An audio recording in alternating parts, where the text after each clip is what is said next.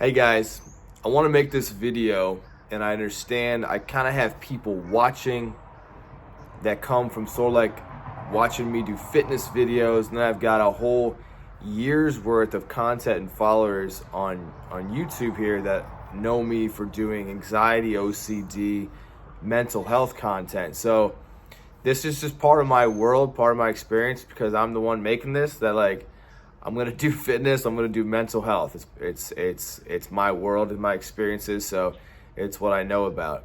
Um, and so that being said, you're here to find out these two reasons, these two things that I speak pretty confidently about, because I've experienced this in my mental health journey, of having debilitating, intrusive, irrational OCD thoughts and being panic and anxiety, and mixtures of depression too, in my 20s, and how I found my way out.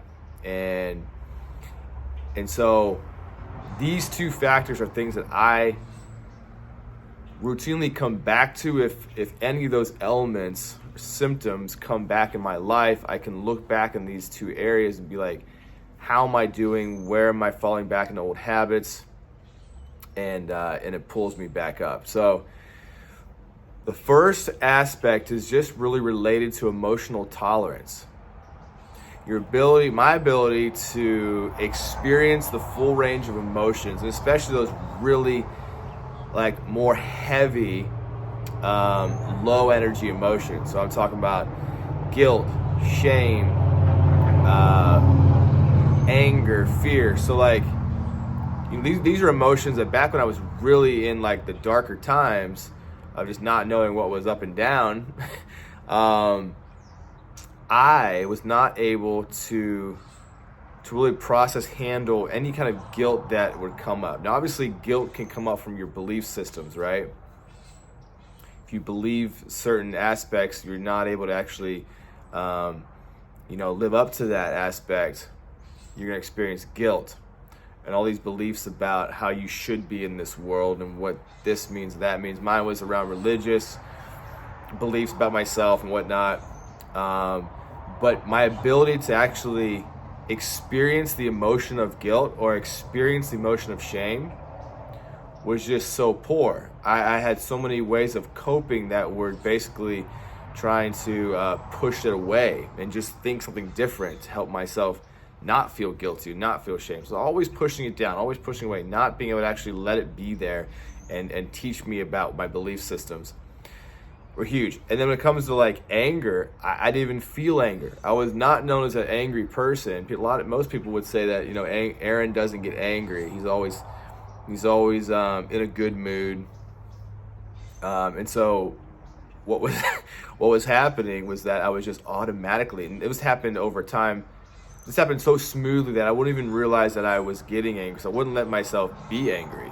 And so it took a while for me to actually understand and break that down to actually feel anger again, because I wasn't even able to process that. And then it was the ability to actually, once anger comes up, learning how to actually be with anger and feel it and like help learn from that emotion, right? So number one, emotional tolerance. Can you actually experience the range of emotions that come up in your life? And if you have OCD or any kind of obsessive, irrational thinking, thoughts, whatever, you're probably automatically blocking anger, and you don't even realize it. Your life is so orchestrated in a way to push down anger, and so that energy.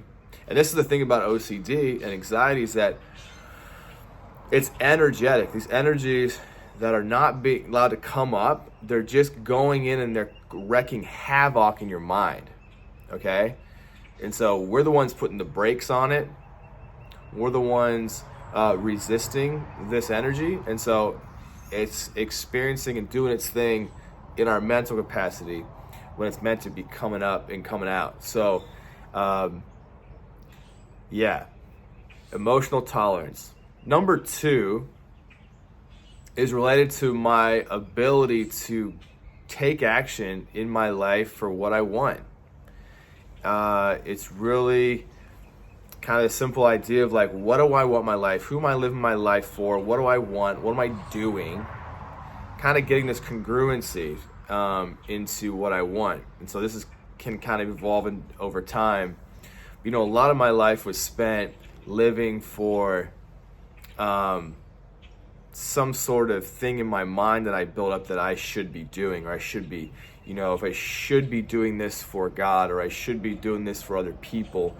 And it was suppressing these natural parts of myself. So I'm big, if you've watched my videos before, I'm big on this guy named Terrance who created this book. And I'm sure he borrowed it from somebody else, but Warriors, Settlers, and Nomads, right? It's this ancestral archetypes of our personalities: the warrior, the settler, the nomad. Okay, you can kind of guess those individual parts. Nomad's more fun, playful, in the moment, spontaneous.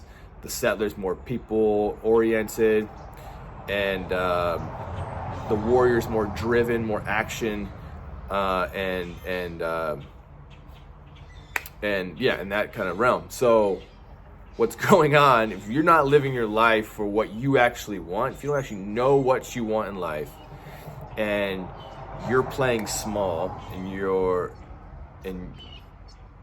are actually suppressing that warrior energy. And so most of the people with anxiety and OCD, especially depression, we have these natural survival warrior energetic parts of our personality that we are just pushing down. And so that part of you that wants to go and get what you want, all those dreams you had as a child, what you saw yourself being and doing and acting, you are not any of that. You're just settling for something way less because of these feelings that have been generated, right, since childhood and all the way up, that we've succumbed to and we've believed about ourselves to be a certain way. And so we're living our life in such a reduced element. But that nature of you, that warrior, that go-getter, that part of you that wants to live life and experience it, is being suppressed. It's not there. And so it's rekindling and reactivating that part of yourself. Like I said, there's so many parts of my life that I just was not addressing or not wanting to do, because I felt afraid. I and I felt limited, like I was in a box. Like I can't go and do this stuff because that's not who I am, or just plain fears about what may happen if I do this or that. That just are in your mind. So stories in your mind that are not necessarily true. But it's taking action, looking at your life in a series, like in a sense, like, what do I want out of it? We're all gonna die, you know. It's a guarantee for everyone watching this video, and for myself. You're gonna be in a coffin or in ashes one day, and it's gonna be all over. And so that's not to create fear, but it's to create a sense of a different way of a lens of looking at your life. Is like, what am I really doing? Like, using some common sense and like, who am I and what do I want? And so that takes more introspection, but just in general, you're looking at your life and like, what are you actually leading? Do you have children, a family, a job? There's certain responsibilities in your life that you got to go after and tackle. And like, there's part of your there's part of your nature that's going to wake up and it's going to feel so damn good when you actually get into it. You actually get into your life and you say, you know what? This whole thing that I'm entertaining, this whole story about, you know, the automatic things, the feelings and the thoughts that I run in my head every day, it's just in my head. It's just right here. It's not even real. And so what if I just let it go? And what if I step into my life? And that's going to be hard and challenging at first, because it's going to feel scary to let go of this whole world you've created in your brain, your mind. But when the more you do that, the more you realize that it was just a fantasy land. It was a fantasy land. You actually get into your life, step into whatever the real practical things that are in front of your face right now. And it's going to wake up this primal energy. And you're going to put that energy that's actually wrecking you, with intrusive irrational thoughts, it's going to go into your daily life, and you're not going to have those thoughts anymore. So those are the two factors. Whether you have anxiety or OCD or depression or what it is, you can find benefit from these two aspects. Being able to tolerate, one, your emotions you feel on a regular basis, and two, getting back to taking inventory on what you're doing with your life and directing your energy into the present, into the moments of your life and the actions that you can take to get what you want and have a better quality life. So hope that was helpful, and thanks for watching.